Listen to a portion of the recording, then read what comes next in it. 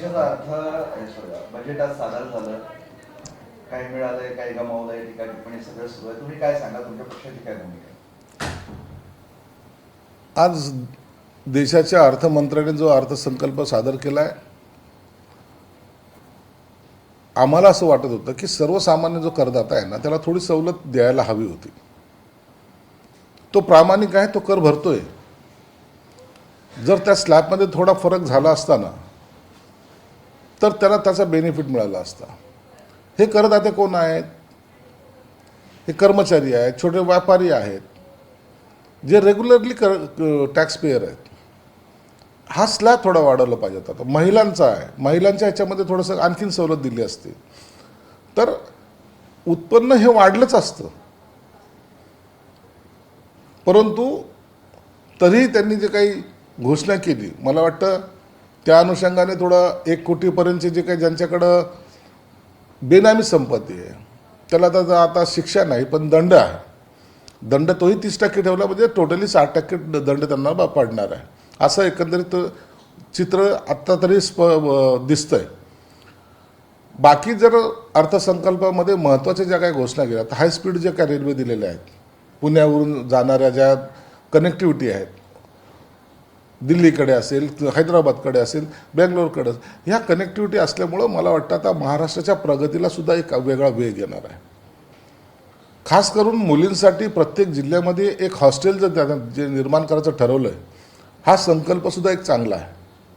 म्हणून हे बजेट त्या दृष्टिकोनातून सर्व बाबींना लक्षात ठेवून केलेला हा अर्थसंकल्प असं म्हणायला हरकत नाही. जेव्हा पुन्हा एकदा याच्यावर चर्चा होईल, बजेटवर जेव्हा डिस्कशन होईल, त्यानंतर सुद्धा यामध्ये काही फेरबदल होण्याची शक्यता नाकारता येत नाही.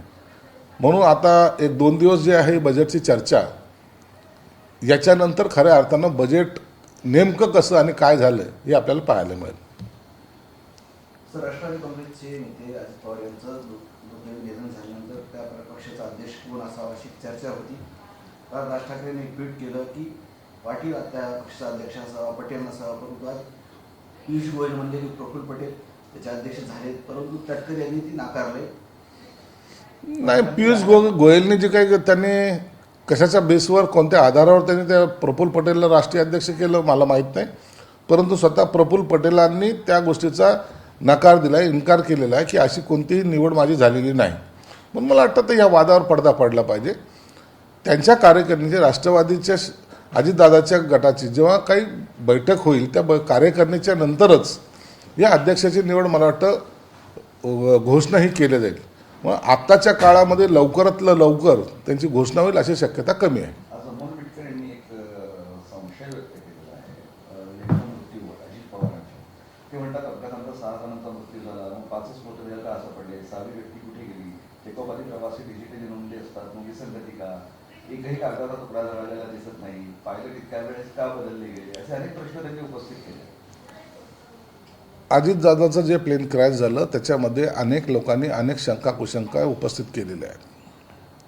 सरकारने सुद्धा याची दखल घेतलेली आहे. कागद का जळाले नाही, सीट तशीच का राहिली, मग जर डेड बॉडी म्हणजे माणूस जळू शकतो तर सीटला आग का लागली नाही, असे अनेक प्रश्न आहेत. मुळामध्ये ते लँड तिकडं कसं झालं इथपासून ते ज्यांचे मृत्यू झाले त्या तिथपर्यंत मला वाटतं याची चौकशी होईल. आता ब्लॅक बॉक्स तो काही भेटलेला आहे, त्याच्यातून काही निष्पन्न होईल. आणि या सर्व गोष्टीला तरी नाही म्हणलं तर ज्या स्पीडने ते चौकशी करतायत, मला 2-4 दिवसामध्ये याचं स्पष्टीकरण समोर येण्याची शक्यता आहे. पण खूपच संशय व्यक्त केला जातो. आता संशय तर येतोय ना, प्रत्येकाला संशय येतो. प्रत्येकजण आपापल्या अँगलने त्या ॲक्सिडेंटकडे पाहत आहे. ते एवढं क्रॉस होऊन ते कोसळलं कसं? जिथं ॲक्सिडेंट झाला त्याच्या एक्झॅक्ट समोर दुसऱ्या साईडला रस्त्याच्या पलीकडे एक पेट्रोल पंप आहे. तिथून त्या CCTV फुटेजमधून जो काही पिक्चर समोर आलेला आहे तो वेगळा आहे. म्हणून याची चौकशी होणं गरजेचं आहे आणि सरकारने ते मान्यही केलेलं आहे. त्या पद्धतीने त्याची चौकशी सुद्धा होते. सर, एक महत्त्वाचं आहे की हा सामनामध्ये घेऊन आला आहे. आता त्यांनी काय म्हणजे यावर की जर शरद पवारांनी मनात आणलं असतं तर अजित पवार मुख्यमंत्री झाले असते. आता लिहिले त्यांनी. आता ह्या जर तरला काही अर्थ नाही आहे. त्यावेळेला शरद पवार जे अजितदादा ते एकत्रित होते त्या टायमाला यांची सदस्य संख्या जास्त होती, परंतु का मुख्यमंत्री केलं नाही, का टाळलं, कोणती महत्त्वाची खाते घ्यायची होती, हे सगळे प्रश्न आता इतिहास जमा झालेले आहेत. म्हणून त्या भूतकाळाचा आता या वर्तमान काळाशी संबंध जोडणं मला वाटतं योग्य नाही. झाली घटना तर विसरून जायला पाहिजे. आता नवीन काय घडणार आहे याकडे आपण लक्ष देऊया. सामनाने हे टायमिंग का झालं यावेळेस? नाही तर शरद पवारांवर दोष द्यायचा की शरद पवारांमुळं काही आणखीन घडलंय असं जर त्यांना सुचवायचं असेल तर तो सामना आहे. तो कुणावरही आरोप करायला मागे पुढे पाहत नाही. त्यांच्या वेळेनुसार त्यांच्या गरजेनुसार प्रत्येकाला टार्गेट करणं हे सामना पेपरच्या माध्यमातून उबाठाचे लोक करत असतात. म्हणून आता त्या कडीला ऊत आणल्यासारखा, शिळ्या कडीला ऊत आणल्यासारखा प्रकार आज सामन्याने केलेला आहे. अजित पवार यांच्या निधनामुळे यंदा जिल्हा परिषद निवडणूक प्रचार न करण्याचा निर्णय देवेंद्र फडणवीस यांनी घेतला. तुमच्या पक्षाचे नेते एकनाथ शिंदे प्रचार करणार. देवेंद्र फडणवीसने जो काही निर्णय घेतला आहे तो भावनेच्या याच्यामध्ये निश्चित घेतला आहे. त्यांचं स्वागत आहे, चांगला निर्णय आहे. आम्ही पण अजितदादाचे निधन झाल्यानंतर प्रचारामध्ये ढोल वाजवणे, फटाक्याची आतिषबाजी करणे किंवा हार पुष्पगुच्छ देणे हे सुद्धा आम्ही सध्या टाळलेलं आहे. आणि म्हणून शांततेने प्रचार करण्याचं धोरण आम्ही अवलंबलेलं आहे. रोहित पवारांचं एक वाक्य आहे, ते म्हणतात त्या मुख्यमंत्री झाल्या ठीक आहे, हरकत नाही, पण आम्ही त्यांना शुभेच्छा देऊ शकत नाही. आनंद आहे पण शुभेच्छा देऊ शकत नाही. रोहित पवारांच्या शुभेच्छा त्यांनी द्याव्यात किंवा न द्याव्यात यापेक्षा त्यांना बोलवलं नाही यावर त्यांची असलेली नाराजगी आहे. म्हणून आता तर कुटुंबाचा अंतर्गत कलह आता कुठपर्यंत जातं हे पाहावं लागेल. रोहित पवारांनी अशा वेळेला असा ट्विट करणं मला वाटतं योग्य नाही. सुनेत्रा पवार यांनी ट्विट केले, मनावर दुःखाचा डोंगर नव्या आशाने पुढे चालत राहील असे ट्विट केले. निश्चित आहे, एका महिलाचा पती जेव्हा जातो त्या टायमाला दुःखाचा डोंगर हा असतोच, हे बर्डन हे असतंच. परंतु राजकारणामध्ये वावरताना त्यांना आणखीन काय काय जाणीव झाल्यात हे ते सांगू शकतात.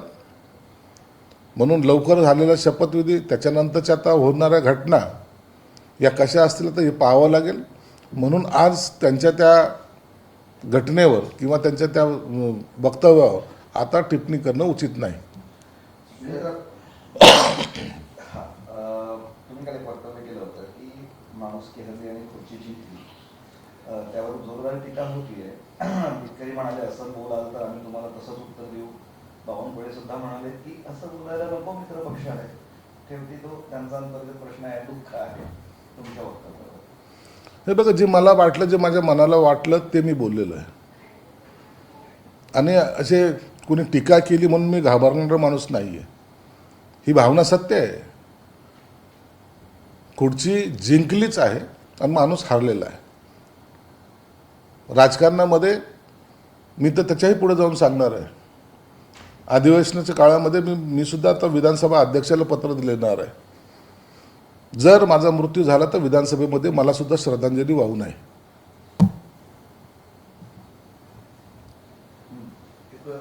शिखर बँक घोटाळ्याचा विषय आहे, त्या ईडीचा तपासही चालू आहे, कोर्टात प्रलंबित केस आहे आणि त्या सुनेत्रा पवार यांच्या कंपनीचं नाव आहे. त्याचा प्रश्न विचारला होते, इकडे शपथ घेत आहे आणि इकडे त्यांचं तिकडे नाव पण आहे त्या केसमध्ये. आता केसमध्ये नाव आहे, त्याची चौकशी चालू आहे, जे काय होईल ते होईल. सगळ्याच गोष्टी एका ॲट ए टाईम समोर काढणं मला वाटतं योग्य नाही. प्रत्येक गोष्टीला वेगवेगळा त्याला अँगल आहेत. चौकशी हा एक वेगळा भाग आहे, राजकारण वेगळा भाग आहे. आणि आजच्या परिस्थितीमध्ये ह्या सर्व गोष्टी उकरून काढून त्याच्यावर भाष्य करणं म्हणजे एक कन्फ्युजन तयार करण्यासारखा प्रकार आहे. जी चौकशी चालली ते त्यांच्या पद्धतीने चालू द्या. जेव्हा केव्हा त्याच्या चौकशीचा निर्णय येतील त्या टायमाला, त्या वेळेला तो जो काही निर्णय होईल तो सरकार निश्चित घेईल. पार्थ पवारला राज्यसभेवर पाठवल्यावर भाजपची नाराजी आहे असं दिसतंय, त्यामुळे त्यांनी जय पवारचं नाव सुचवलंय असं चर्चा सुरू आहे.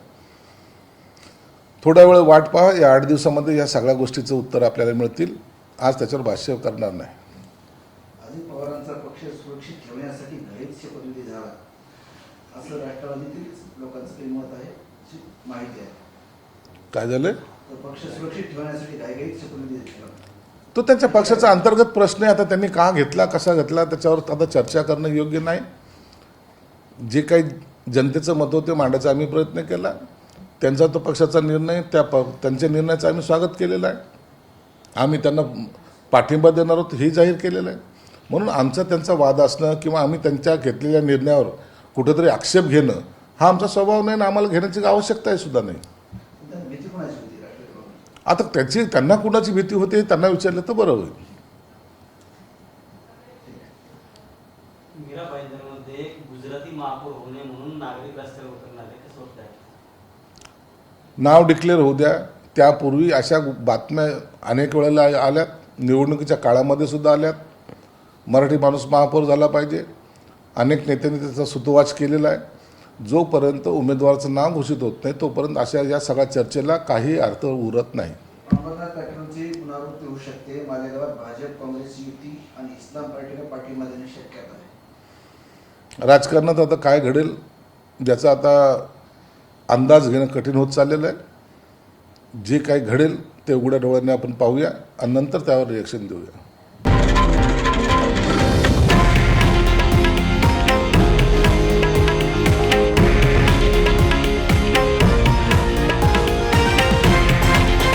हे आहे देशातील नंबर 1 न्यूज नेटवर्क आणि आपण पाहत आहात TV9 मराठी, एकमेव.